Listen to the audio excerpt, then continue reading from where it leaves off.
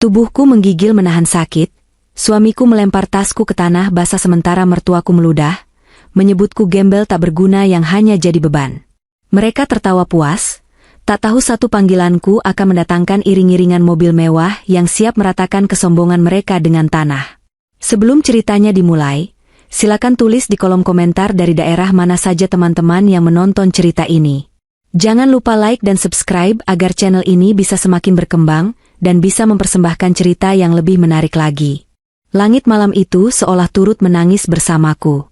Guntur menggelegar membelah angkasa, diiringi hujan deras yang turun tanpa ampun, membasahi bumi yang sudah dingin. Tepat pukul 12 malam, pintu rumah yang selama 3 tahun ini menjadi tempatku bernaung, terbanting keras hingga engselnya berdecit ngilu. Aku terhuyung ke belakang saat sebuah koper besar berwarna hitam melayang dan mendarat kasar di halaman rumah yang becek. Cipratan lumpur mengotori daster lusuh yang kupakai. Air hujan seketika membasahi tubuhku, membuatku menggigil hebat. Namun, rasa dingin yang menusuk tulang ini tidak sebanding dengan rasa perih yang menyayat hatiku saat melihat sosok laki-laki yang sangat kucintai berdiri di ambang pintu dengan wajah merah padam penuh amarah. "Keluar kamu dari sini!" teriak Galang, suamiku. Suaranya bahkan terdengar lebih keras daripada gemuruh petir di atas sana. Jari telunjuknya mengarah lurus ke wajahku, gemetar karena emosi yang meluap-luap. "Aku sudah muak melihat wajahmu yang menyedihkan itu. Bawa semua barang-barang rongsokanmu, dan jangan pernah injakan kakimu di rumah ini lagi." Aku berdiri mematung di tengah hujan, air mata bercampur dengan air hujan membasahi pipiku.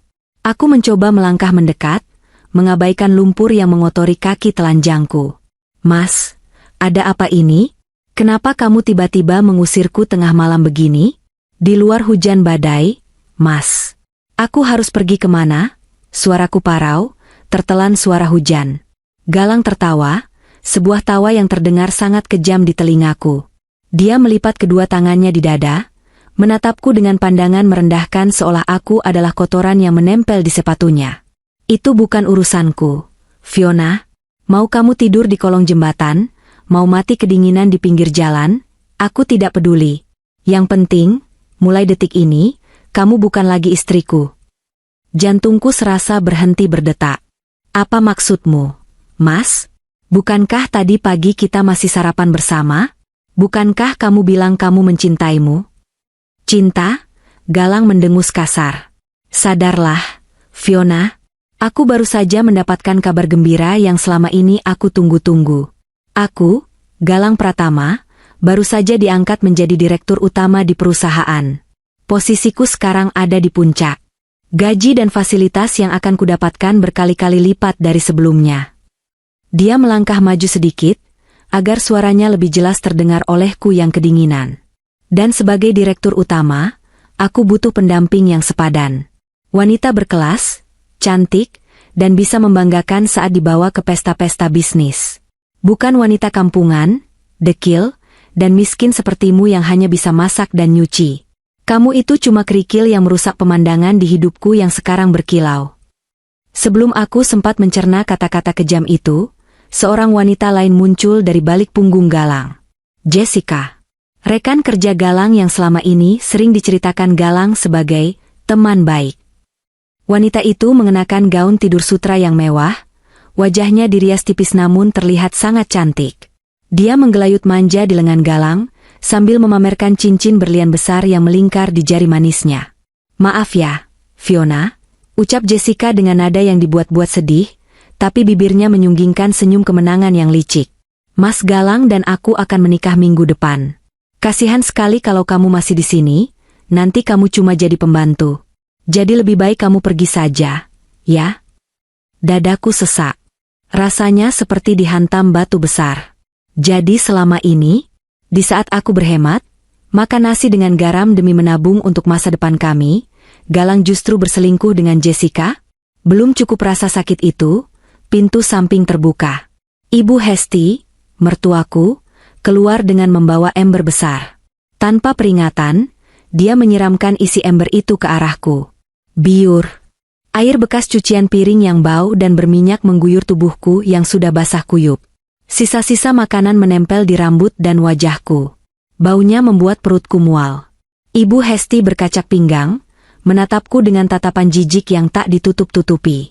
Sadar diri, Fiona. Kamu itu cuma parasit di keluarga ini. Selama ini kamu cuma numpang hidup, makan dari uang anakku, tapi tidak bisa memberikan apa-apa. Lihat Jessica, dia wanita karir, cantik, kaya, pantas bersanding dengan Galang yang sekarang jadi direktur utama. Galang pantas dapat berlian seperti Jessica, bukan kerikil jalanan sepertimu. Aku mengusap wajahku yang kotor, menatap satu persatu wajah orang-orang yang selama ini kuanggap keluarga.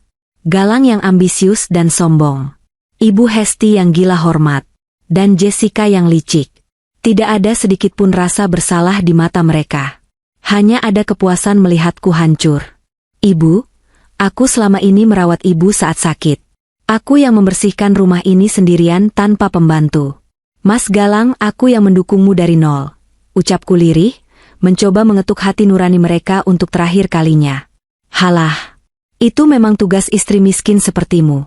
Potong Ibu Hesti ketus. Sudah, sana pergi.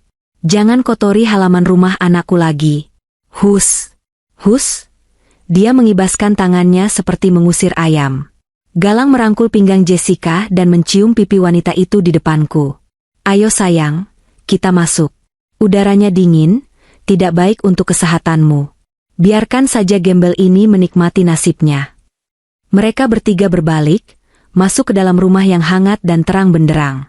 Pintu kembali dibanting keras, menyisakan aku sendirian di tengah kegelapan malam dan badai yang semakin mengganas. Suara tawa mereka masih terdengar samar dari dalam, merayakan penderitaanku. Aku menatap koper bututku yang tergeletak di lumpur. Perlahan, aku menyeret kakiku mendekat, meraih pegangan koper itu dengan tangan yang gemetar kedinginan. Harga diriku diinjak-injak, hatiku dicabik-cabik. Tapi anehnya, tidak ada lagi air mata yang keluar. Rasa sedih itu perlahan berganti menjadi sesuatu yang dingin dan keras di dalam dadaku. Aku berbalik, memunggungi rumah neraka itu. Langkahku berat, menyeret koper menembus hujan. Setiap langkah terasa menyakitkan, tapi aku terus berjalan menuju gerbang kompleks. Saat aku sampai di jalan raya yang sepi, ponsel butut di saku dasterku bergetar panjang. Aku merogohnya dengan tangan basah. Layar retak itu menyala, menampilkan sebuah pesan masuk. Pengirim, Wahyu. Isi pesan itu singkat, namun maknanya mampu membalikan duniaku dalam sekejap. Nona Fiona, proses akuisisi perusahaan properti tempat Tuan Galang bekerja sudah selesai 100%. Seluruh saham mayoritas sudah atas nama Anda. Anda sekarang adalah pemilik tunggal perusahaan itu, dan secara teknis, Anda adalah atasan tertinggi Tuan Galang. Aku berhenti berjalan. Kutatap layar ponsel itu lekat-lekat. Di bawah guyuran hujan deras, di tengah kegelapan malam yang mencekam, bibirku perlahan melengkung membentuk senyuman tipis. Senyuman yang tidak menyeratkan kebahagiaan, melainkan sebuah pertanda badai yang jauh lebih besar daripada yang sedang terjadi saat ini. Mereka pikir mereka telah membuang sampah. Mereka tidak tahu bahwa mereka baru saja melempar satu-satunya pelindung yang selama ini menjaga mereka dari kehancuran. Galang bangga menjadi direktur utama, dia lupa siapa pemilik perusahaannya. Baiklah, Galang, bisikku pada angin malam. Nikmati malam terakhirmu sebagai raja. Karena besok, aku akan pastikan mahkotamu hancur berkeping-keping. Aku menyimpan kembali ponselku, menegakkan punggungku yang tadi membungkuk. Langkahku kini tidak lagi gontai. Aku berjalan dengan dagu terangkat, meski berbalut daster basah dan bau. Fiona yang lemah dan penurut sudah mati malam ini, dibunuh oleh suami dan mertuanya sendiri. Besok pagi, yang akan lahir adalah Fiona sang pemilik tahta, yang tidak akan memberi ampun pada pengkhianat. Ingatanku melayang mundur, menembus kabut waktu menuju masa-masa awal pernikahanku dengan Galang. Kilas balik kebohongan demi kebohongan yang dia susun dengan rapi, dan kebodohanku yang mempercayainya atas nama cinta. Dulu, aku sengaja menyembunyikan identitas asliku. Sebagai pewaris tunggal dari konglomerasi properti terbesar di Asia Tenggara, aku lelah didekati pria yang hanya mengincar hartaku. Aku ingin mencari cinta yang tulus, seseorang yang mencintaiku apa adanya, bukan karena angka 0 di rekening bankku. Dan saat bertemu Galang, aku pikir aku menemukannya. Galang yang terlihat sederhana, pekerja keras, dan penuh semangat. Tapi aku salah besar. Masih segar dalam ingatanku, 6 bulan setelah kami menikah. Malam itu Galang pulang dengan wajah kusut. Dia duduk di meja makan kayu jati Belanda murahan yang kubeli di pasar loak, menangkup wajahnya dengan kedua tangan. "Kenapa, Mas? Ada masalah di kantor?" tanyaku lembut sambil meletakkan segelas teh hangat dan sepiring pisang goreng. Saat itu, aku benar-benar berusaha menjadi istri sederhana yang berbakti. Galang menghela napas panjang, dramatis sekali. "Aku butuh modal, Enam. Gajiku bulan ini habis dipotong karena ada kesalahan administrasi. Padahal aku sedang merintis startup kecil-kecilan dengan teman. Ini investasi masa depan kita, Enam. Kalau startup ini berhasil, kita bisa beli rumah besar. Kamu nggak perlu lagi tinggal di kontrakan sempit ini." Matanya menatapku memelas. "Kamu punya simpanan, kan? Atau mungkin warisan orang tuamu yang pernah kamu ceritakan itu?" Aku terdiam sejenak. Warisan? Yang kuceritakan padanya sebenarnya adalah uang jajan bulananku yang kutransfer sedikit demi sedikit ke rekening bank lokal agar tidak mencolok. Nominalnya tidak seberapa dibanding aset asliku, tapi cukup besar bagi ukuran orang biasa. "Ada, Mas. Tapi itu untuk tabungan kalau kita punya anak nanti," jawabku ragu. Galang langsung menggenggam tanganku erat. "Enam, tolonglah. Ini demi kita. Demi anak kita nanti. Aku janji, bulan depan akan kuganti 2 kali lipat." "Kamu nggak percaya sama suamimu sendiri?" Karena didesak rasa bersalah dan keinginan untuk mendukung mimpi suami, akhirnya aku luluh. "Ya sudah, Mas. Besok aku transfer 50 juta. Wajah Galang langsung berbinar. Dia memelukku erat, membisikkan kata-kata manis yang kini terasa seperti racun. "Makasih, sayang. Kamu istri terbaik. Aku janji akan membahagiakanmu." Itu adalah awal dari segalanya. Setelah itu, permintaan uang semakin sering terjadi dengan berbagai alasan. Mulai dari ditipu rekan bisnis, laptop rusak dan butuh spesifikasi tinggi untuk coding, sampai ibu sakit dan butuh biaya pengobatan di rumah sakit swasta. Aku, yang saat itu buta oleh cinta, selalu memberinya. Aku bahkan sampai harus bersandiwara menjual perhiasan peninggalan ibu. Padahal itu perhiasan imitasi yang kubeli di pasar, uang aslinya kuambil dari brankas rahasia, hanya untuk meyakinkan Galang bahwa aku berkorban mati-matian. Namun, apa yang kudapat? Suatu hari, saat aku sedang membersihkan saku celana Galang sebelum dimasukkan ke mesin cuci, aku menemukan struk belanja dari sebuah butik mewah. Sebuah tas tangan bermerek seharga 30 juta rupiah. Tanggal pembeliannya 2 hari yang lalu, tepat saat Galang bilang dia butuh uang untuk membayar hutang vendor yang mengancam lapor polisi. Jantungku berdegup kencang. Aku tidak pernah punya tas seharga itu selama menyamar menjadi istri Galang. Aku bahkan memakai tas kain belanjaan kemana-mana. Untuk siapa tas ini?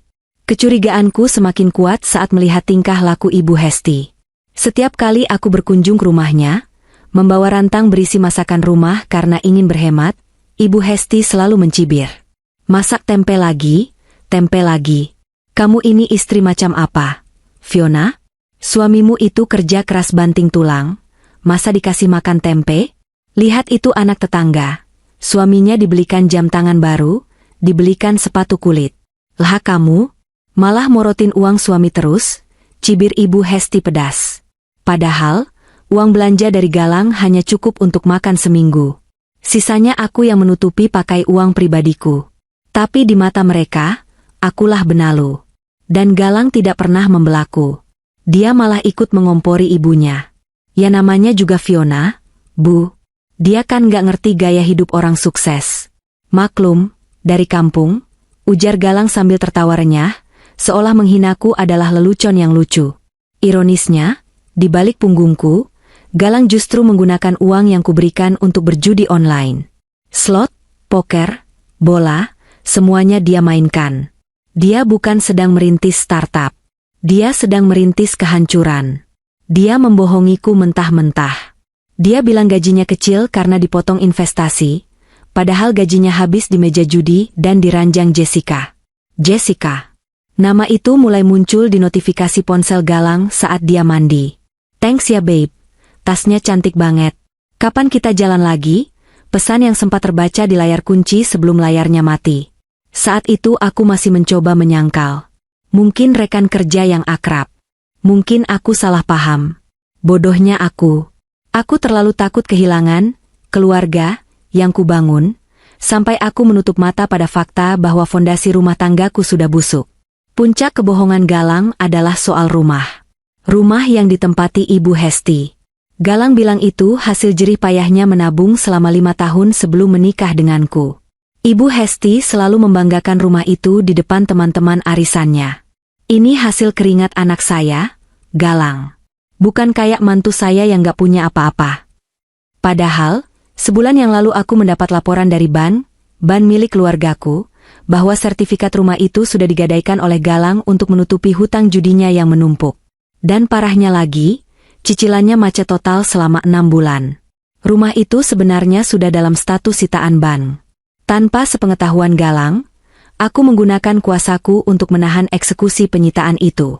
Aku diam-diam melunasi tunggakan bunganya, bukan karena aku sayang pada Ibu Hesti, tapi karena aku masih ingin memberi Galang kesempatan untuk jujur.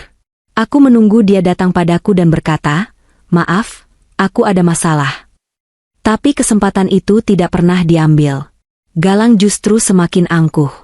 Semakin sering dia meminta uang, semakin sering dia merendahkanku.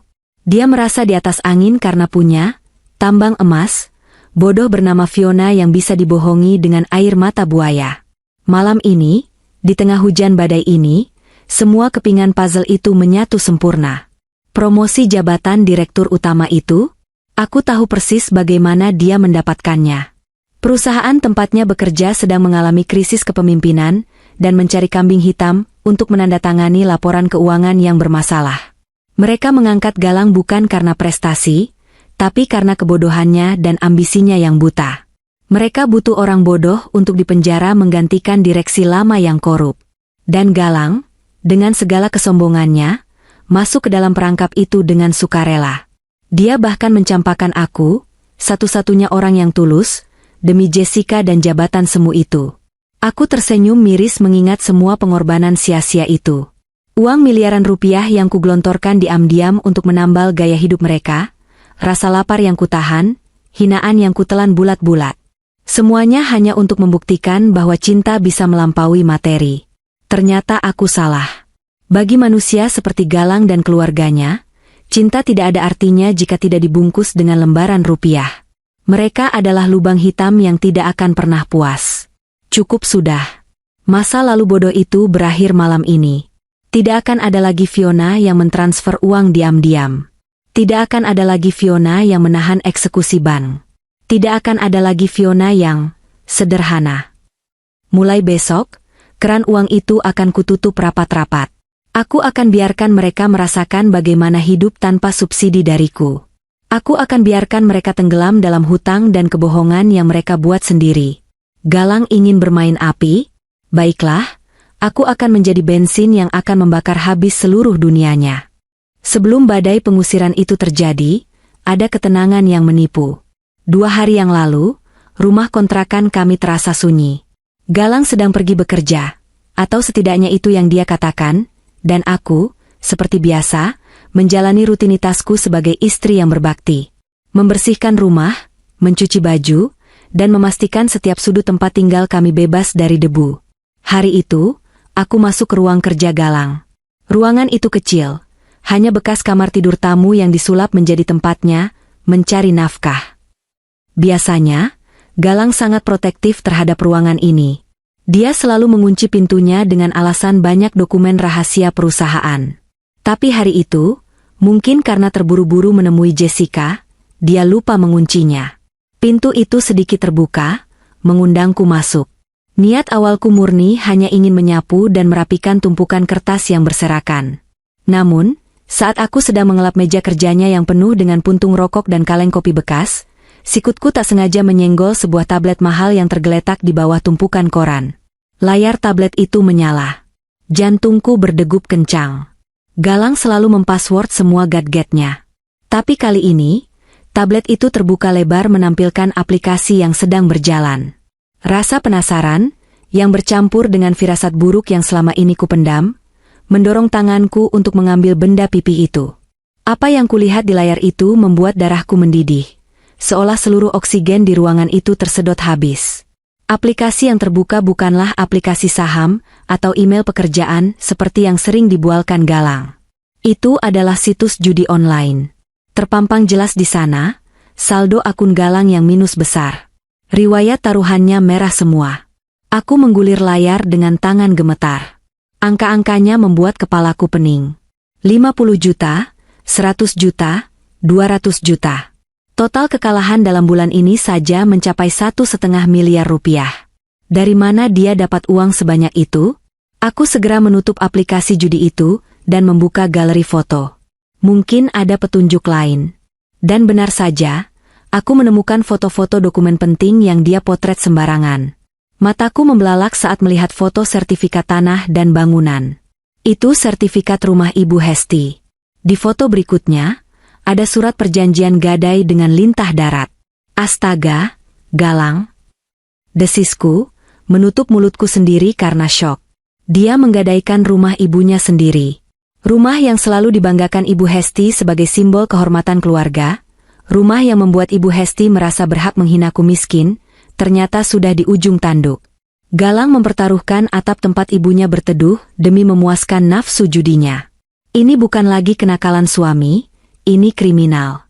Tapi penemuan itu belum seberapa dibandingkan saat aku membuka aplikasi pesan instan. Ada satu nama kontak yang disematkan di paling atas dengan emotikon hati, Jessica My Love. Jariku yang dingin menekan nama itu. Percakapan mereka terpampang jelas, panjang, dan menjijikkan. Aku membaca pesan-pesan itu satu persatu, membiarkan setiap kata menyayat hatiku hingga tak berbentuk lagi. Sayang, kapan sih kamu usir si Udik itu?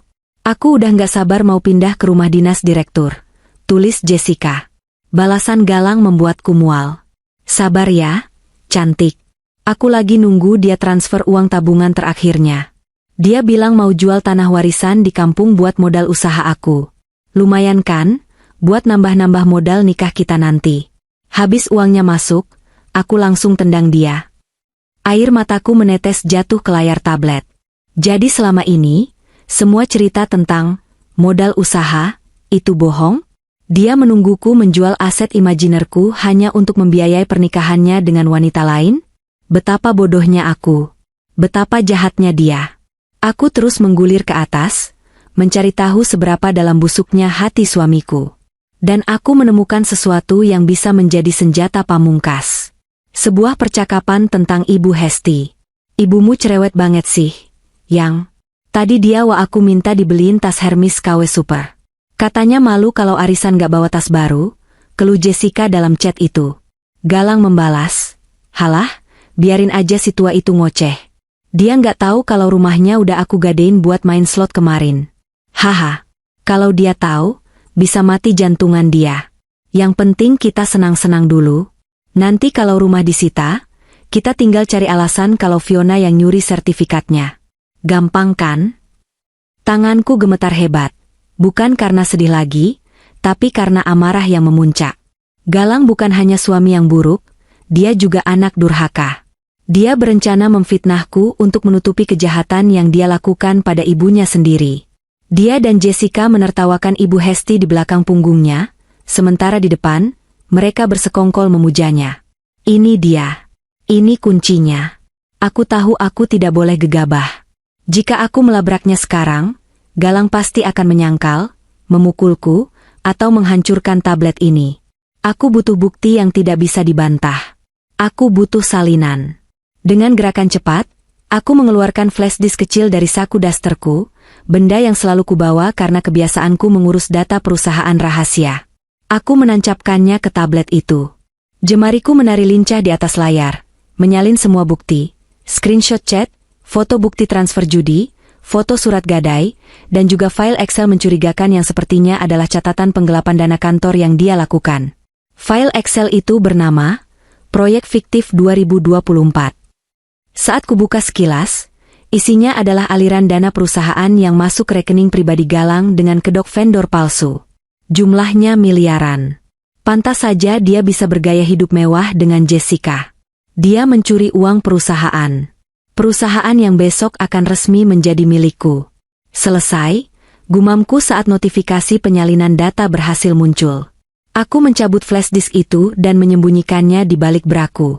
Lalu, dengan sangat hati-hati, aku mengembalikan posisi tablet itu persis seperti semula.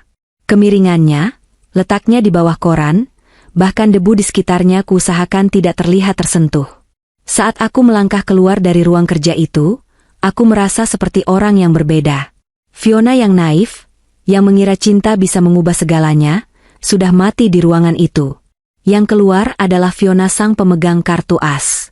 Hari itu aku melanjutkan pekerjaanku menyapu lantai dengan senyum dingin. Saat Galang pulang sore harinya dan mencium keningku dengan pura-pura mesra, aku tidak menolak. Aku membiarkannya bermain peran. Aku menatap mata pembohong itu dan berkata dalam hati, tertawalah sepuasmu sekarang, Mas. Karena aku sudah memegang lehermu, dan kau bahkan tidak menyadarinya. Penemuan tablet itu bukan sekadar bukti perselingkuhan. Itu adalah peta kehancuran mereka. Galang punya hutang judi, dia menggelapkan uang kantor, dan dia mengkhianati ibunya sendiri. 3 dosa besar yang akan kujadikan 3 paku peti matinya. Aku tidak akan membongkarnya satu persatu. Aku akan meledakkan semuanya sekaligus di saat dia merasa paling tinggi. Dan itulah yang membawaku ke malam pengusiran ini. Saat dia melempar koperku, aku tidak takut. Karena aku tahu, di dalam saku rahasiaku, aku membawa senjata yang jauh lebih mematikan daripada sekadar teriakan dan makian. Kembali ke masa kini. Hujan badai masih menderu di sekelilingku, tapi aku sudah tidak lagi berjalan kaki. Di ujung jalan gelap, jauh dari pandangan tetangga yang mungkin mengintip dari balik tirai, sebuah mobil hitam panjang terparkir dengan anggun. Bukan taksi online, bukan mobil jemputan biasa. Itu adalah Rolls-Royce Phantom keluaran terbaru, monster jalanan seharga puluhan miliar yang memancarkan aura kekuasaan bahkan dalam diam. Seorang pria parubaya dengan setelan jas rapi keluar dari kursi kemudi. Dia membuka payung hitam besar dan berlari kecil menghampiriku. Wahyu, sekretaris pribadiku yang setia, tangan kanan yang selama 3 tahun ini menjaga kerajaanku saat ratunya sedang menyamar menjadi rakyat jelata. Maaf saya terlambat 1 menit, Nona Fiona, ucap Wahyu sambil membungkuk hormat, melindungi tubuhku dari hujan dengan payungnya. Matanya menyiratkan kemarahan saat melihat kondisiku yang basah kuyup, kotor, dan bau air comberan. Apa mereka menyakiti Anda secara fisik? Hanya harga diriku yang mereka coba lukai, Wahyu. Tapi fisikku baik-baik saja, jawabku datar sambil masuk ke dalam kabin belakang mobil yang hangat. Suasana di dalam mobil itu bagaikan dunia lain. Jok kulit aroma mewah, kehangatan heater yang langsung menyelimuti kulit dinginku, dan segelas sampanye hangat yang sudah disiapkan Wahyu di konsole tengah. Pintu tertutup perlahan dengan sistem vakum, meredam suara badai di luar hingga menjadi hening yang menenangkan. Wahyu masuk ke kursi pengemudi dan menjalankan mobil dengan mulus, seolah kami melayang di atas aspal. Kita ke penthouse, Nona? Ya. Dan hubungi tim legal sekarang, perintahku sambil melepas sandal jepit putus yang kupakai. Aku menatap kakiku yang lecet dan kotor. Bekukan semua aset bayangan yang selama ini aku alirkan ke rekening Galang. Kartu kredit tambahan yang kupakai nama orang lain untuk dia, tarik limitnya jadi 0. Lunasi sisa cicilan rumah Ibu Hesti ke bank tapi jangan berikan sertifikatnya. Alihkan kepemilikannya atas namaku sepenuhnya karena Wan prestasi. Aku mau besok pagi, saat mereka bangun, mereka sadar bahwa keran air kehidupan mereka sudah mati total. Siap, Nona. Bagaimana dengan status pekerjaan Tuan Galang? Surat pemecatan sudah saya siapkan di meja Anda. Aku menatap pantulan wajahku di kaca jendela yang basah. Wajah wanita yang baru saja diusir suaminya. Tapi di balik mata yang lelah itu, api balas dendam mulai berkobar. Jangan, cegahku. Jangan pecat dia malam ini. Biarkan dia merasa menang semalam lagi. Biarkan dia datang ke pesta perayaan promosinya besok dengan kepala tegak dan senyum sombong. Aku ingin melihat wajahnya saat dia jatuh dari puncak tertinggi ke jurang terdalam. Anda akan hadir di pesta itu? Tanya Wahyu, melirik lewat spion tengah. Tentu saja. Bukankah tidak sopan jika pemilik baru perusahaan tidak memperkenalkan diri kepada karyawannya? senyum tipis tersungging di bibirku. Siapkan panggungnya, Wahyu. Pastikan proyektor utama terhubung dengan perangkatku besok. Aku akan memberikan presentasi yang tidak akan pernah mereka lupakan seumur hidup. Mobil melaju menembus jalanan Jakarta, meninggalkan kawasan pinggiran menuju pusat kota tempat gedung-gedung pencakar langit berdiri angkuh. Kami memasuki area apartemen elit dengan pengamanan super ketat. Lift pribadi membawaku langsung ke lantai paling atas, ke penthouse seluas 1000 meter persegi yang selama ini kubiarkan kosong, menungguku pulang. Begitu pintu lift terbuka, aroma kemewahan menyambutku. Lantai marmer Italia, lampu gantung kristal Swarovski, dan pemandangan kota Jakarta dari ketinggian yang gemerlap. Ini adalah duniaku yang sebenarnya. Dunia Fiona sang konglomerat, bukan Fiona si ibu rumah tangga. Hal pertama yang kulakukan adalah menuju kamar mandi utama. Bathtub jacuzzi raksasa sudah diisi air hangat bertabur kelopak mawar dan minyak esensial oleh asisten rumah tangga yang disiapkan Wahyu. Aku melepas daster basah yang bau itu dan melemparkannya ke tempat sampah. Daster itu adalah simbol dari Fiona yang lemah, Fiona yang bodoh, Fiona yang terlalu mencintai laki-laki yang salah. Aku merendam tubuhku, membiarkan air hangat membasuh lumpur dan air comberan dari kulitku. Aku menggosok tubuhku keras-keras, seolah ingin menghapus jejak sentuhan Galang, jejak hinaan Ibu Hesti, dan jejak tatapan merendahkan Jessica.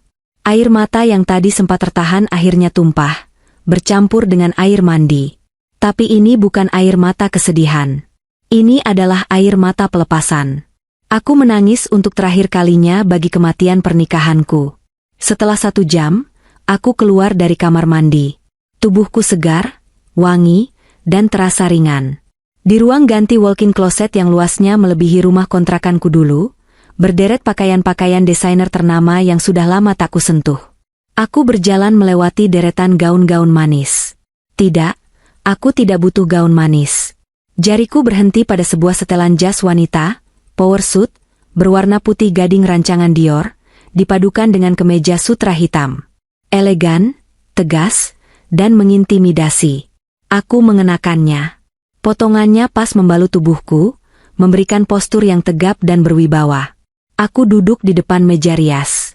Penata rias profesional yang dipanggil Wahyu sudah menunggu. Buat aku terlihat tajam, pintaku.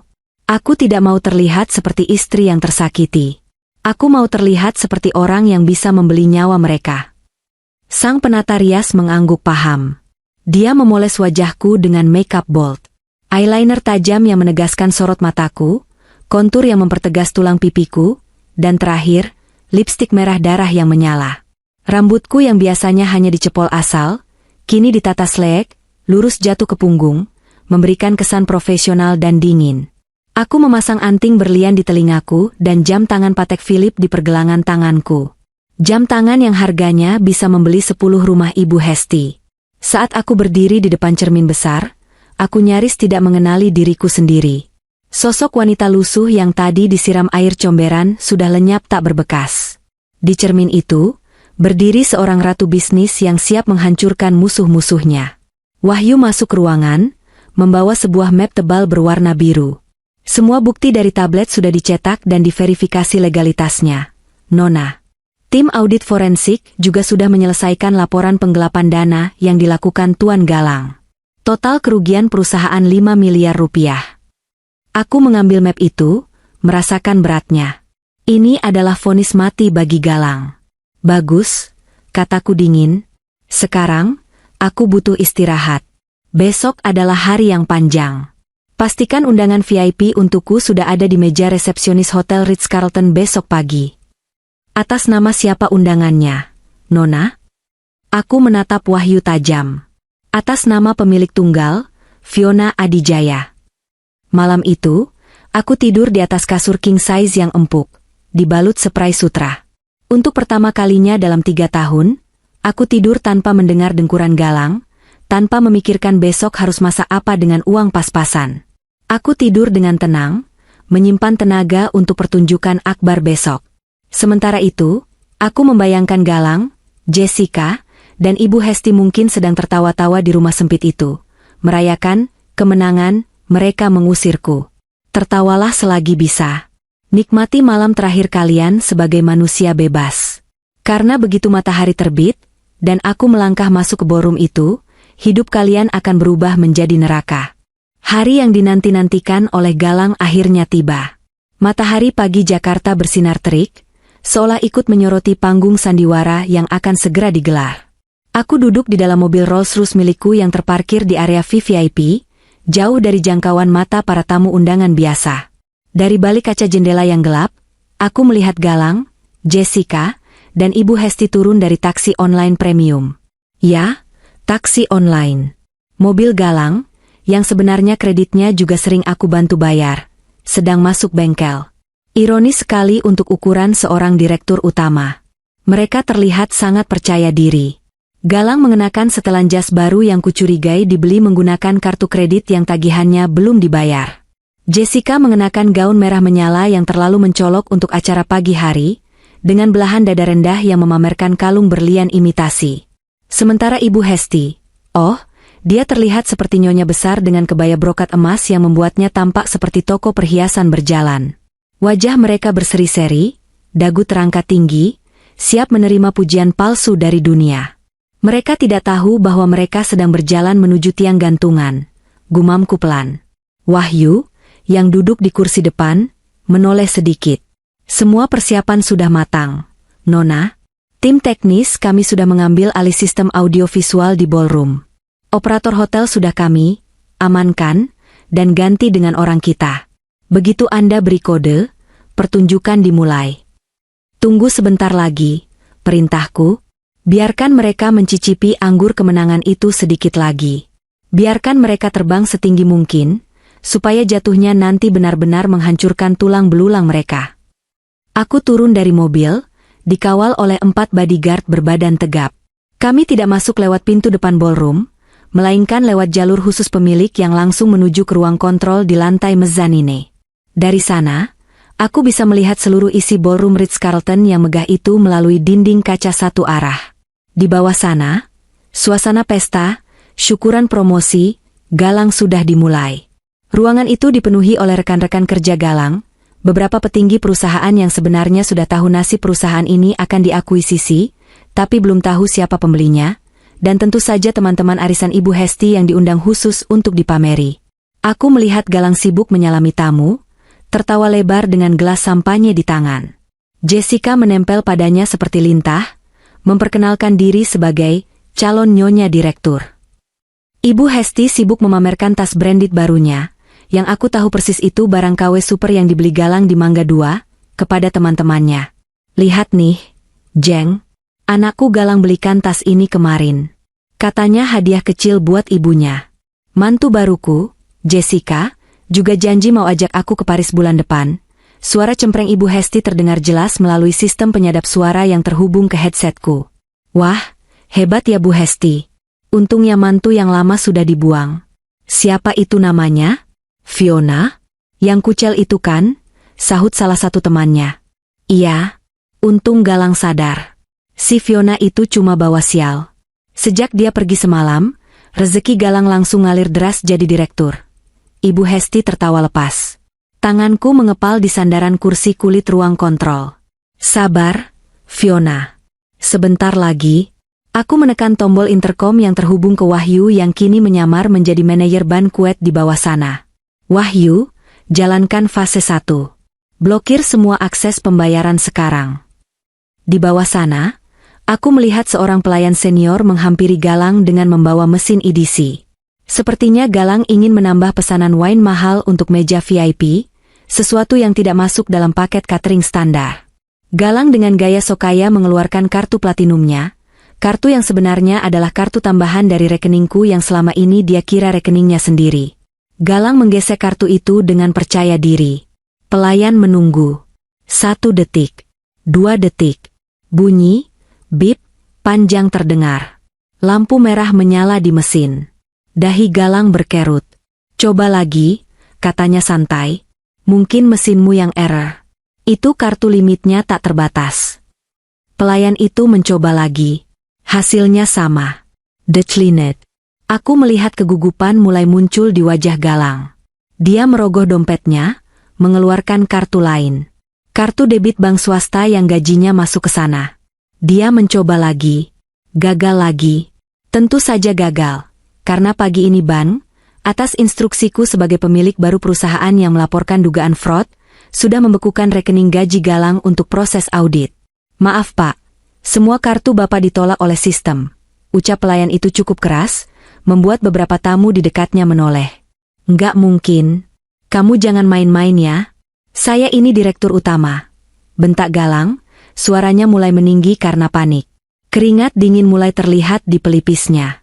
Ibu Hesti yang melihat keributan itu mendekat. Ada apa sih?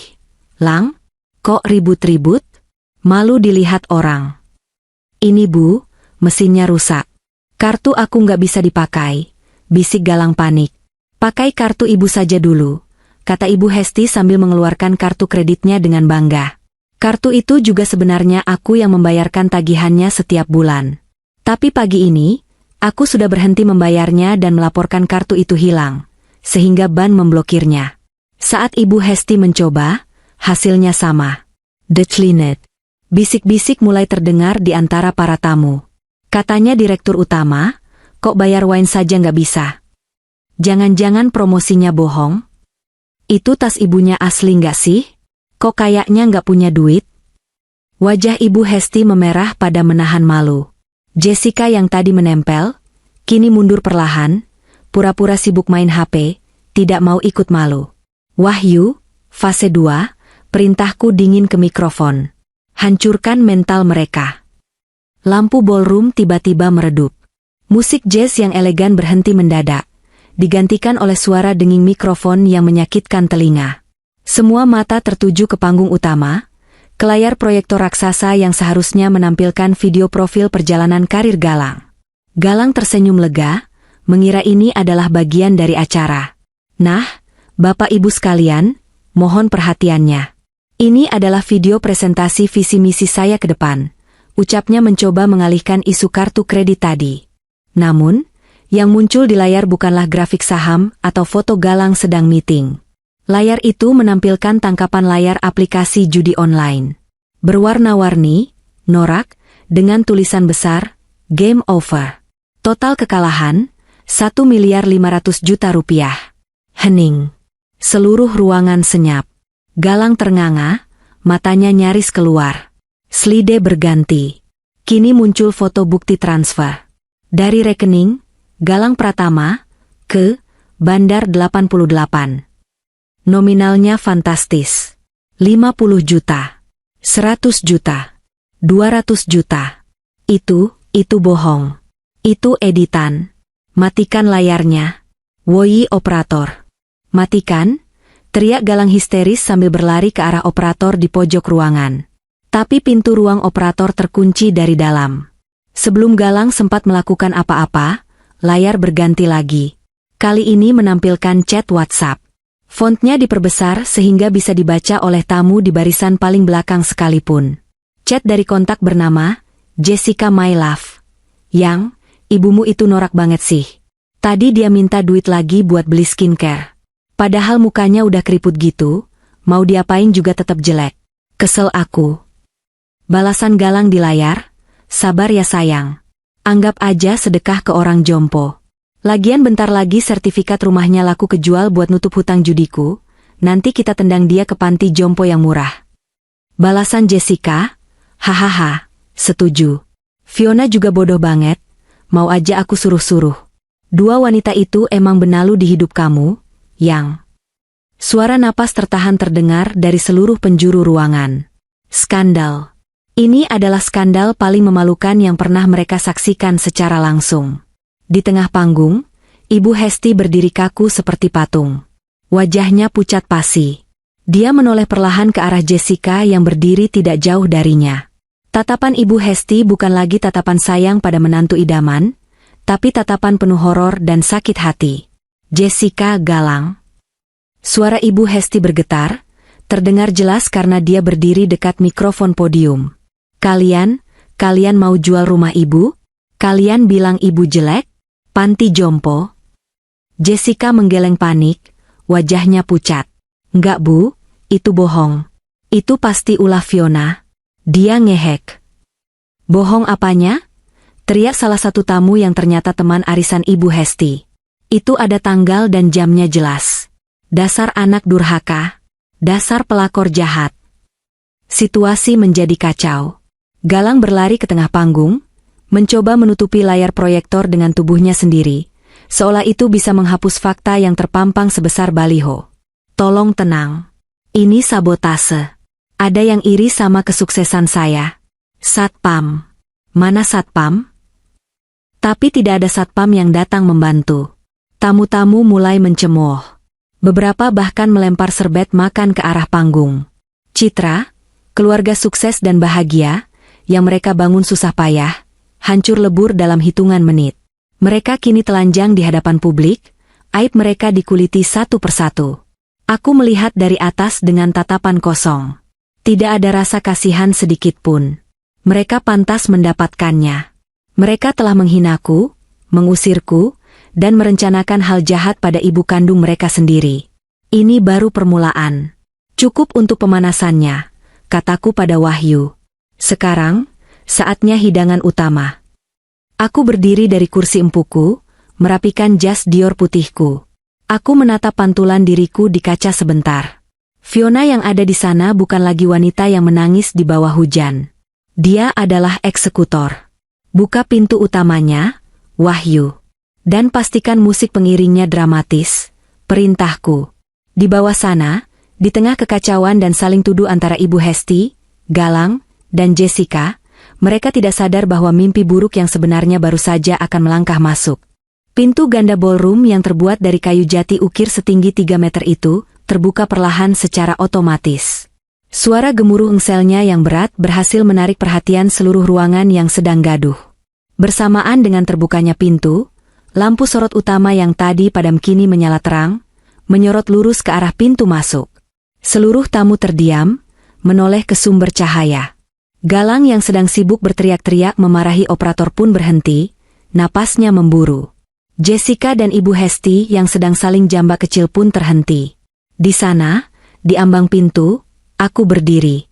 Cahaya lampu memantul pada setelan jas putihku, membuatnya bersinar menyilaukan kontras dengan suasana ruangan yang remang.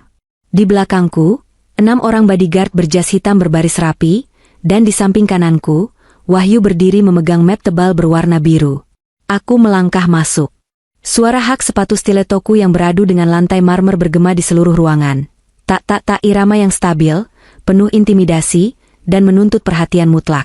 Aku berjalan membelah kerumunan tamu yang otomatis menyingkir memberiku jalan, seolah laut merah yang terbelah untuk Nabi Musa. Mereka menatapku dengan bingung. Beberapa berbisik, itu siapa? Artis? Pejabat? Mereka tidak mengenali Fiona si istri kumuh dalam balutan busana seharga ratusan juta ini.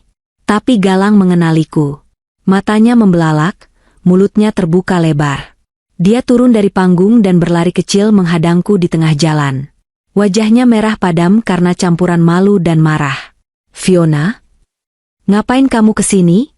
Bentaknya, meski suaranya sedikit bergetar. Kamu nguntit aku ya?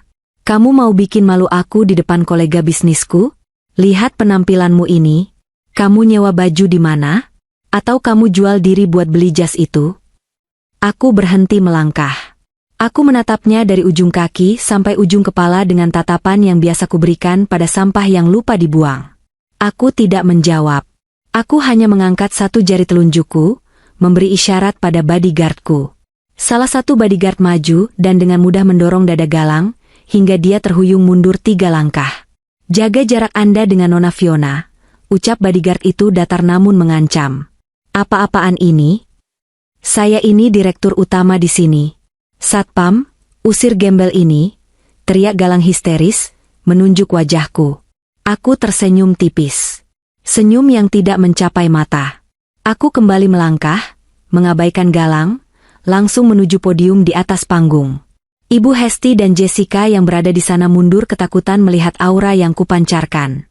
Aku berdiri di depan mikrofon. Aku memandang ratusan wajah yang hadir di sana. Hening. Selamat pagi. Suaraku terdengar jernih dan berwibawa melalui speaker, menguasai seluruh ruangan. Maaf saya terlambat. Ada sedikit sampah yang harus saya bersihkan di jalan tadi. Aku menatap lurus ke arah Galang yang masih berdiri bingung di bawah panggung. Perkenalkan, bagi yang belum tahu, nama saya Fiona Adijaya. Dan saya berdiri di sini bukan sebagai tamu, bukan sebagai istri, dan jelas bukan sebagai gembel. Aku memberi jeda dramatis. Saya berdiri di sini sebagai pemilik tunggal dari Adijaya Group, perusahaan induk yang baru saja mengakuisisi 100% saham perusahaan tempat kalian bekerja ini kemarin sore. Suara kaget meledak di seluruh ruangan. Hah?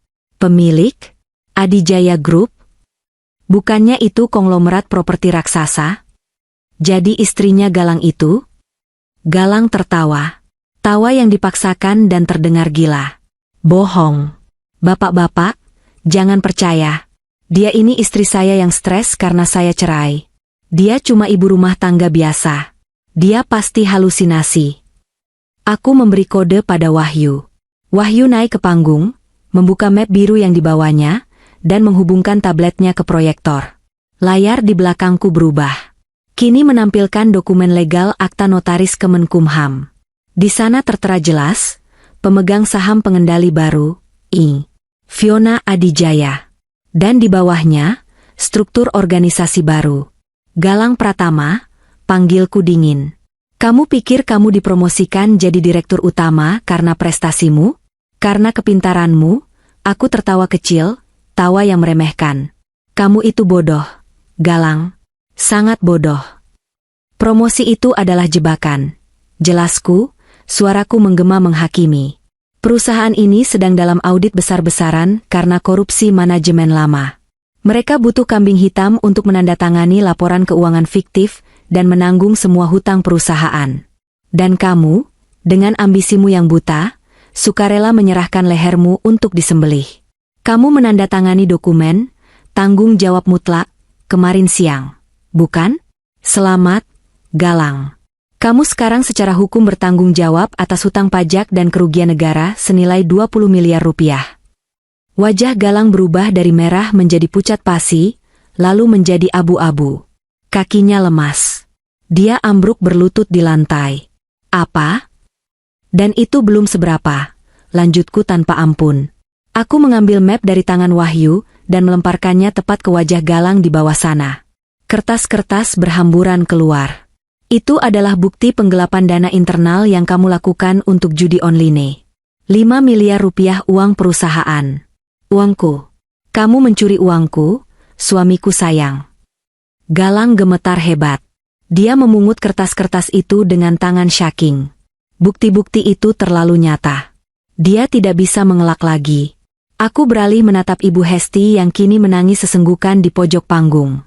Dan untuk Anda, Ibu Hesti yang terhormat, ucapku dengan nada sopan yang menusuk. Anda bilang saya gembel? Anda bilang saya numpang hidup? Mari kita luruskan faktanya. Layar proyektor menampilkan gambar sertifikat rumah Ibu Hesti.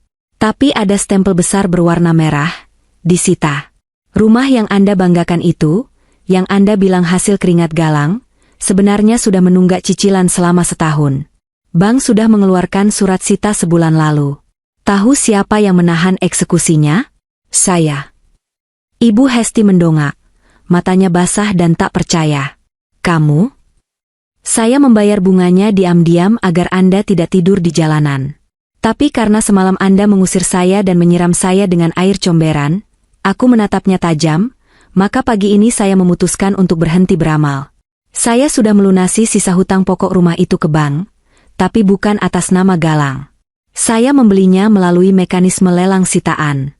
Jadi, detik ini juga, rumah itu adalah milik saya. Sertifikatnya sudah atas nama Fiona Adijaya. Tidak mungkin. Ibu Hesti merosot ke lantai, memegangi dadanya. Rumahku. Bukan rumahmu lagi, koreksiku tegas. Tim saya sedang dalam perjalanan ke sana sekarang untuk mengosongkan barang-barang Anda. Silakan cari kardus bekas di pasar kalau mau mengemas baju-baju Anda. Terakhir, aku menatap Jessica. Pelakor itu mencoba menyelinap turun dari panggung, ingin kabur lewat pintu belakang. Jangan biarkan dia pergi, perintahku. 2 bodyguard langsung menahan lengan Jessica. Dia menjerit. Lepasin, aku nggak tahu apa-apa. Aku cuma korban rayuan Galang. Korban?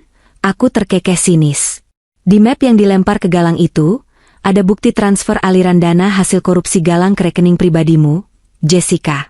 Kamu menerima uang haram, kamu menikmati hasil kejahatan. Dalam hukum, itu namanya tindak pidana pencucian uang. Ancamannya maksimal 20 tahun penjara.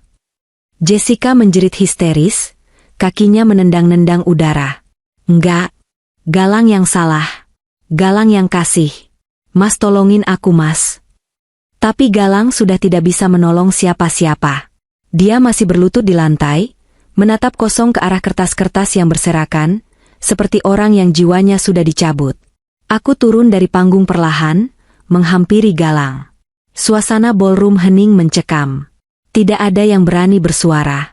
Aku berdiri tepat di hadapannya, menjulang tinggi dengan sepatu hak mahalku. Galang mendongak perlahan, matanya penuh air mata dan ketakutan. Enam Fiona. Suaranya serak, memelas. Dia mencoba meraih ujung celanaku. Maafin aku Enam. Aku hilaf. Aku masih suamimu kan? Kita bisa perbaiki ini. Aku janji akan berubah. Tolong jangan penjarakan aku. Aku cinta sama kamu, Enam. Aku menatap tangan kotornya yang mencoba menyentuh kain Diorku. Dengan gerakan pelan tapi tegas, aku menepis tangannya menggunakan ujung sepatuku. Jangan sentuh aku dengan tangan kotormu, desisku dingin. Cinta? Kamu tidak tahu arti kata itu, Galang. Kamu mencintai uangku, bukan aku. Dan sekarang, saat kamu tahu aku punya segalanya, kamu baru memohon? Terlambat. Aku membungkuk sedikit, mendekatkan wajahku ke wajahnya, berbisik agar hanya dia yang bisa mendengar. Ingat kata-katamu semalam? Mau kamu tidur di kolong jembatan, mau mati kedinginan, aku tidak peduli. Nah, Galang. Sekarang aku kembalikan kata-kata itu padamu. Nikmati hidupmu di penjara. Dan saat kamu keluar nanti, jika kamu masih hidup, jangan harap bisa menemukan tempat berteduh di bumi ini, karena aku akan pastikan namamu busuk di mana-mana. Aku kembali menegakkan tubuhku. Wahyu, panggil polisi masuk. Pintu ballroom terbuka lagi. Kali ini bukan tamu undangan, tapi serombongan polisi berseragam lengkap yang dipimpin oleh Pak Taufik. Mereka membawa borgol perak yang berkilau di bawah lampu sorot, siap menyeret para penjahat berdasi ini ke tempat yang seharusnya. Ini adalah akhir dari pesta mereka, dan awal dari kemenanganku. Langkah tegap pasukan berseragam coklat itu seirama dengan detak jantungku yang semakin tenang. Pak Taufik, kepala keamanan yang juga seorang perwira polisi senior, memimpin rombongan itu dengan wajah garang. Lencananya berkilau tertimpa lampu sorot ballroom, menjadi simbol hukum yang akhirnya tegak di ruangan penuh kemunafikan ini. Suasana pesta yang tadinya penuh gelak tawa palsu dan denting gelas kristal, kini berubah mencekam seperti rumah duka. Tidak ada musik, tidak ada obrolan basa-basi, hanya suara sepatu lars polisi yang menghantam lantai marmer, mendekat ke arah panggung tempat drama kehidupan ini mencapai puncaknya. Aku mundur selangkah, memberi ruang bagi Pak Taufik untuk melakukan tugasnya. Galang masih bersimpuh di lantai, dikelilingi kertas-kertas bukti kejahatannya sendiri.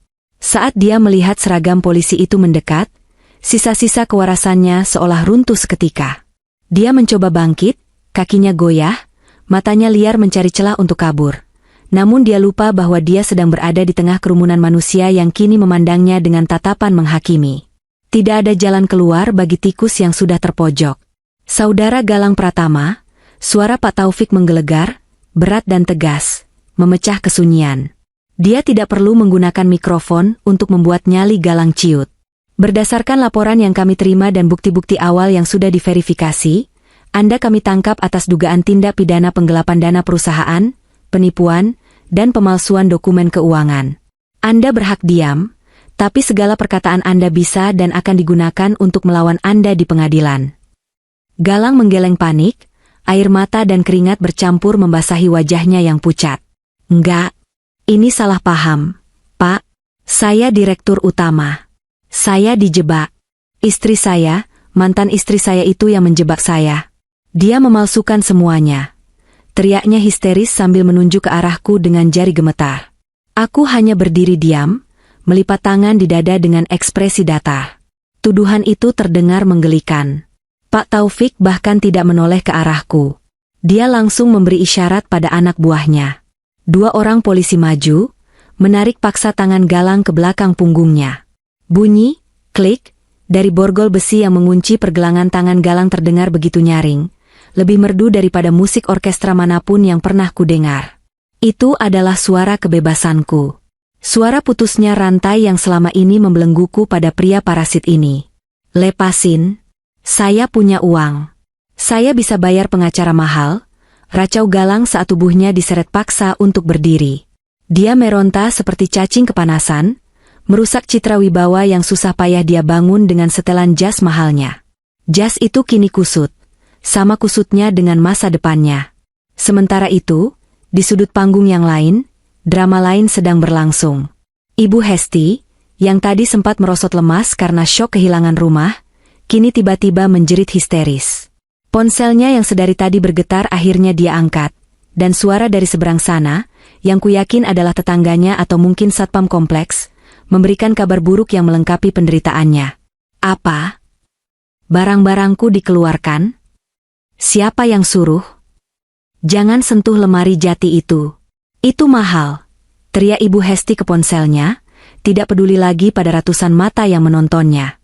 Dia membanting ponselnya ke lantai hingga pecah berantakan, lalu menatapku dengan mata melotot penuh kebencian. Dia berlari menerjang ke arahku, tangannya yang penuh cincin emas imitasi terangkat hendak mencakar wajahku. Dasar wanita ular. Kembalikan rumahku. Kembalikan sertifikatku. Jeritnya melengking. Namun, belum sempat dia menyentuh ujung pakaianku, salah satu bodyguardku dengan sigap menahan tubuhnya. Ibu Hesti meronta-ronta, kakinya menendang angin, mulutnya menyemburkan sumpah serapah kotor yang sangat tidak pantas diucapkan oleh seorang wanita tua yang selama ini membranding dirinya sebagai ningrat. Topeng priainya lepas sudah, memperlihatkan wajah aslinya yang kasar dan gila harta. Ibu Hesti, ucapku tenang, menatap matanya yang nyalang. Tidak ada yang mengambil hak ibu. Saya hanya mengambil kembali apa yang menjadi hak saya. Ibu menikmati rumah mewah itu dari hasil uang judi anak ibu, dari hasil keringat saya yang kalian peras. Sekarang, nikmatilah hasil didikan ibu sendiri. Bukankah ibu yang bilang kemarin, bersiaplah jadi gembel? Tuhan mendengar doa ibu, tapi sayangnya doa itu memantul kembali ke diri ibu sendiri. Kata-kataku menamparnya lebih keras daripada pukulan fisik. Tubuhnya lemas seketika. Dia meraung, menangis meraung-raung di lantai panggung, memukul-mukul dadanya sendiri. Anakku di penjara, rumahku hilang, aku mau tinggal di mana? Ratapannya menggema, menjadi tontonan gratis bagi teman-teman arisannya yang kini sibuk merekam kejadian itu dengan ponsel mereka.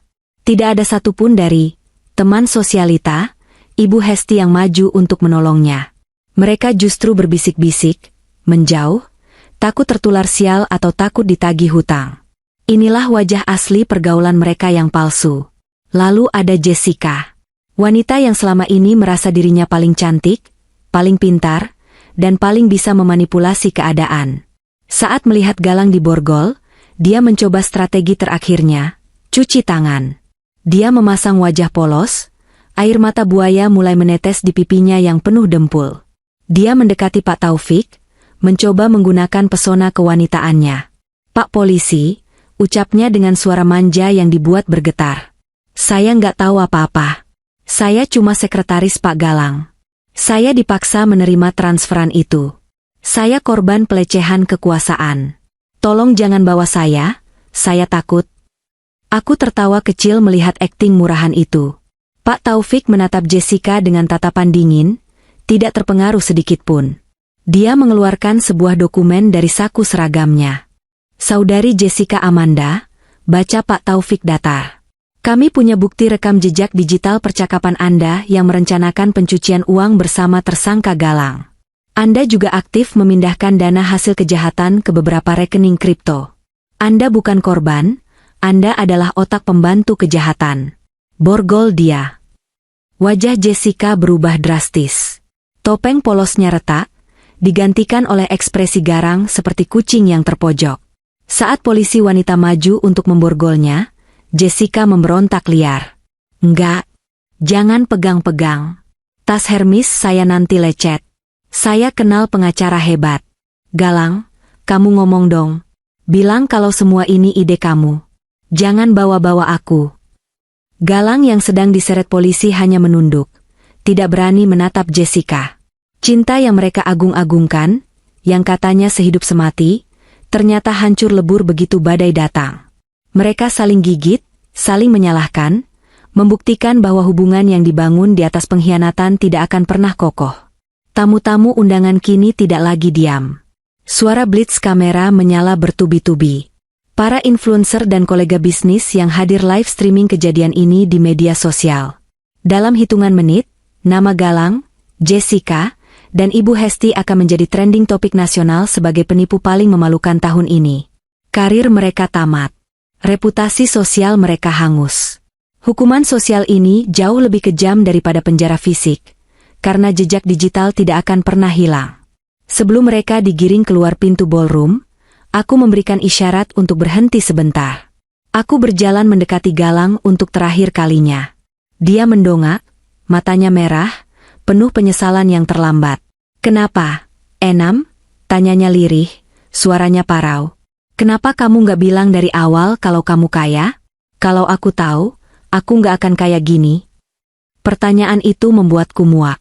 Bahkan di detik terakhir pun, dia masih menyalahkan keadaanku, bukan keserakahannya. Itulah letak kesalahanmu, Galang, jawabku dingin. Kamu mencari istri untuk dijadikan mesin ATM, bukan pasangan hidup. Kalau aku bilang aku kaya dari awal, kamu hanya akan mencintai uangku, bukan aku. Aku memberimu kesempatan selama 3 tahun untuk mencintai Fiona yang sederhana, tapi kamu gagal. Kamu memilih plastik murahan padahal kamu punya berlian di rumah. Sekarang, bawalah penyesalan itu sampai kamu mati. Aku beralih ke Ibu Hesti yang masih menangis di lantai, dibantu berdiri oleh polisi. Dan Ibu, selamat menikmati masa tua yang mandiri. Saya harap pengalaman menjadi orang miskin nanti bisa mengajarkan Ibu sedikit rasa empati yang selama ini Ibu tidak punya. Polisi akhirnya menyeret mereka keluar. Teriakan Galang yang memanggil namaku, raungan Ibu Hesti yang memanggil ibunya, dan makian kasar Jessica perlahan menjauh, lalu menghilang di balik pintu ganda yang tertutup rapat. Hening kembali menyelimuti ballroom. Ratusan pasang mata kini tertuju padaku. Ada rasa takut, kagum, dan segan di mata mereka. Mereka sadar, wanita yang berdiri di podium itu bukan sekadar janda kaya, tapi seorang eksekutor yang dingin dan penuh perhitungan. Aku kembali ke podium, merapikan mikrofon. Acara hiburan sudah selesai. Ucapku datar, sekarang kita kembali ke bisnis. Bagi bapak dan ibu yang masih ingin bekerja sama dengan Adijaya Group secara jujur dan profesional, pintu kantor saya terbuka lebar mulai besok. Tapi bagi yang merasa punya borok seperti mantan suami saya sarankan segera mengundurkan diri sebelum tim audit saya menemukannya. Selamat menikmati hidangannya. Aku turun dari panggung, dikawal Wahyu dan bodyguardku, meninggalkan ruangan itu tanpa menoleh lagi. Punggungku tegak, langkahku ringan. Di luar sana, matahari bersinar terang, mengeringkan sisa-sisa hujan badai semalam. Aku menghirup udara Jakarta yang penuh polusi itu dalam-dalam, dan rasanya, itu adalah udara paling segar yang pernah kuhirup. 1 tahun kemudian, denting sendok perak yang beradu dengan cangkir porselen bone Cina memecah keheningan di ruang kerjaku yang luas. Aku berdiri di depan dinding kaca lantai 45 Menara Adijaya, memandang hamparan kota Jakarta yang tampak kecil di bawah sana. Gedung-gedung pencakar langit yang dulu terasa mengintimidasi, kini terlihat seperti mainan Lego yang bisa kuatur sesuka hati. Selamat pagi, Bu Fiona, sapa Wahyu sambil masuk membawa nampan berisi beberapa dokumen dan sebuah majalah. Penampilannya masih sama rapinya seperti dulu, hanya saja sekarang ada aura bangga yang lebih kental terpancar dari wajahnya. Jadwal ibu hari ini padat. Jam 10 ada peresmian panti asuhan, Harapan Baru, di Bekasi, jam 1 makan siang dengan investor dari Singapura, dan jam 4 pemotretan susulan untuk profil perusahaan. Aku berbalik, tersenyum tipis pada satu-satunya orang yang setia mendampingiku melewati badai. Terima kasih, Wahyu, letakkan saja di meja. Wahyu meletakkan majalah itu paling atas. Itu adalah edisi terbaru majalah Forbes Indonesia. Di sampul depannya, wajahku terpampang jelas. Close up, elegan, dengan tatapan mata yang tajam namun tenang. Judul besar berwarna emas tertulis di bawahnya, Fiona Adijaya, The Phoenix Who Rose from Ashes, Woman of the Year. Aku mengusap sampul majalah itu perlahan. Setahun yang lalu, aku adalah wanita yang diusir di tengah hujan, dianggap sampah oleh suami sendiri. Hari ini, dunia mengakui kekuatanku. Bisnis properti yang kuambil alih dan kubersihkan dari tangan-tangan kotor Galang kini berkembang pesat. Keuntungan perusahaan naik 200% setelah aku memecat semua manajer korup dan menggantinya dengan sistem yang transparan. Aku membuktikan bahwa menjadi kaya tidak harus licik. Oh ya, Bu, Wahyu berkata dengan nada sedikit ragu. Ada surat dari Rutan Salemba. Sepertinya dari dia. Wahyu tidak perlu menyebut nama. Aku tahu siapa yang dimaksud. Galang. Buang saja. Jawabku singkat tanpa menyentuh amplop kumal yang disodorkan Wahyu. Aku tidak punya waktu membaca ratapan penjahat. Tapi aku tahu kabarnya. Wahyu rutin memberiku laporan intelijen setiap bulan, meski aku tidak memintanya. Galang divonis 5 tahun penjara. Di dalam sana, hidupnya hancur. Dia yang dulu sombong dan sok bersih, kini menjadi bulan-bulanan narapidana lain karena kasus hutangnya. Dia tidak punya uang untuk membayar uang keamanan di dalam sel, sehingga dia harus menjadi pesuruh bagi napi senior. Mencuci baju, memijat, bahkan membersihkan WC. Kabar terakhir menyebutkan dia sering sakit-sakitan karena stres dan makanan penjara yang buruk. Dia sering mengigau memanggil namaku, merindukan masakan rumahku yang dulu dia hina sebagai makanan kampungan. Ironis, bukan? Saat dia memiliki segalanya, dia membuangnya. Saat dia kehilangan segalanya, dia baru menyadari nilainya. Lalu Jessica. Nasibnya tidak lebih baik. Dia divonis 3 tahun penjara karena pencucian uang. Namun yang lebih menyakitkan baginya adalah kehancuran wajahnya. Di penjara wanita, dia terlibat perkelahian dengan sesama tahanan karena mulutnya yang masih sombong. Wajahnya yang dulu dia banggakan sebagai modal untuk menggoda lelaki kaya, kini dihiasi bekas luka sayatan yang permanen. Tidak akan ada lagi direktur bodoh yang mau meliriknya setelah dia bebas nanti. Dia akan keluar sebagai mantan napi dengan wajah rusak dan catatan kriminal, kombinasi sempurna untuk menjadi sampah masyarakat yang dia takutkan. Baik, Bu. Akan saya hancurkan suratnya, kata Wahyu, memasukkan kembali amplop itu ke tasnya. Mobil sudah siap di lobi untuk ke acara peresmian panti asuhan. Kami turun ke lobi. Iring-iringan mobil Alphard dan pengawal sudah siap. Aku masuk ke dalam mobil, merasakan kenyamanan yang kini sudah menjadi hal biasa bagiku. Perjalanan menuju lokasi panti asuhan cukup macet. Jakarta dan kemacetannya adalah dua hal yang tak terpisahkan. Saat mobil berhenti di lampu merah sebuah perempatan besar yang padat dan panas, mataku tak sengaja menangkap pemandangan di trotoar sebelah kiri. Di sana, di antara pedagang asongan dan pengamen, ada sosok tua yang sangat familiar. Seorang wanita tua dengan rambut memutih yang kusut masai, mengenakan daster yang warnanya sudah pudar dan robek di bagian ketiak. Kulitnya terbakar matahari, legam dan keriput. Dia sedang duduk di samping sebuah gerobak kardus, mengais-ngais botol plastik bekas dari tong sampah umum. Tangannya yang gemetar memungut botol air mineral kosong, meremasnya, lalu memasukkannya ke dalam karung goni yang sudah setengah penuh. Jantungku berdesir pelan. Itu Ibu Hesti. Wanita yang dulu menyiramku dengan air comberan. Wanita yang dulu memamerkan tas KW-nya dan menghina masakanku. Kini, dia berebut sampah dengan lalat. Tidak ada lagi teman arisan, tidak ada lagi kebaya brokat. Rumah mewahnya sudah kujual dan uangnya kusumbangkan ke yayasan kanker. Dia benar-benar sendirian. Ditinggal oleh Jessica, ditinggal oleh anaknya yang dipenjara, dan dibuang oleh lingkungan sosialnya. Sebuah rasa aneh merayap di dadaku. Apakah aku merasa puas? Ya, ada sedikit rasa keadilan yang terpenuhi. Tapi apakah aku bahagia melihatnya menderita seperti itu? Anehnya, tidak. Kemarahan yang dulu membakar dadaku sudah padam, menyisakan abu yang dingin. Aku tidak lagi membencinya. Aku hanya merasa kasihan. Kasihan pada kesombongan manusia yang rapuh. Bu Fiona? Lampu sudah hijau. Suara sopir membuyarkan lamunanku. Aku masih menatap Ibu Hesti dari balik kaca film mobilku yang gelap. Dia tidak bisa melihatku, tapi aku bisa melihat jelas betapa hancurnya dia. Dia sedang meneguk air sisa dari botol bekas yang dia pungut. Tunggu sebentar, perintahku. Wahyu menoleh. Ibu mau saya panggilkan dia? Atau ibu mau memberikan sesuatu? Tanganku bergerak menuju dompet di tasku. Ada segepok uang tunai di sana. Cukup untuk memberinya makan enak selama sebulan. Tapi kemudian, gerakan tanganku terhenti. Ingatanku kembali ke malam itu. Bersiaplah jadi gembel, tidak ada yang peduli padamu. Kata-kata itu keluar dari mulutnya sendiri. Itu adalah doa yang dia panjatkan. Jika aku memberinya uang sekarang, aku hanya akan menghina keadilan Tuhan yang sedang bekerja. Dia butuh pelajaran ini untuk jiwanya, bukan uangku. Lagi pula, jika kuberi uang, dia mungkin akan menggunakannya untuk berjudi atau tertipu lagi, karena keserakahannya belum sembuh. Aku menarik kembali tanganku dan menutup tas.